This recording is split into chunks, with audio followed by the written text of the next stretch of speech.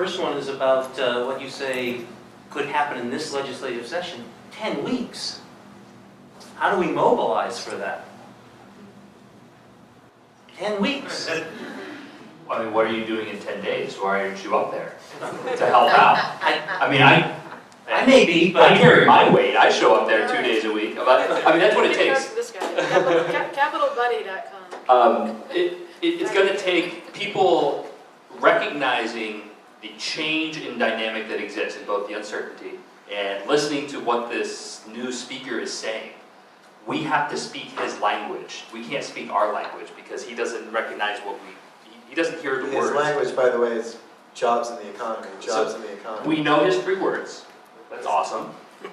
Which means we know exactly how to frame every issue. There's no question anymore. What's going to get this guy going? It's jobs in the economy. Okay, so how does this bill affect jobs in the economy? Let's find that out. Let's make the pitch. At least he's been abundantly clear of 100% of his metrics. I like the I'm not uncertain anymore, and I know exactly what I'm going to win and die, or what I'm going to live and die by up there. And the fact is that it's 10 weeks left, and there's been no decisions made yet. Everything happens at the end. So there's still plenty of time to make that happen. So get up there. Are there, we just had a marijuana hearing, I think, last night, where something like, I think that the number of people scheduled to speak was 200. Are there any hearings coming up for these green bills? Well, I guess I'll answer that one again. We don't know, because next week they're all on break, which is a great time to go and knock on their door. Go to your legislator's house.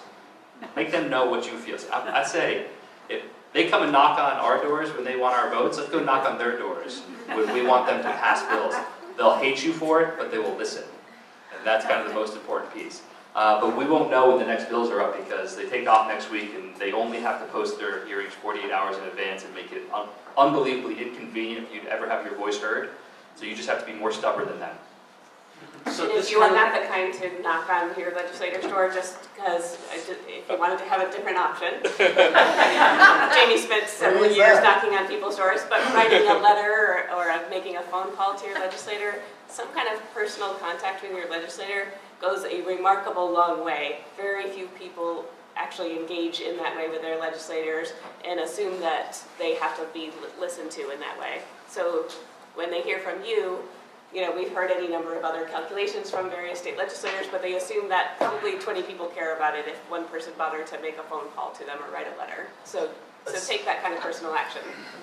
What may be a necessary step before that, aside from just going online and looking at the raw bills, the primary sources, which can be tricky and confusing, is there a place that breaks down in an easy and understandable way the current bills that are out there? Are there any websites?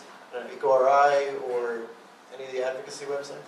The Environment Council of Rhode Island has a legislative agenda that lists out all of their priorities.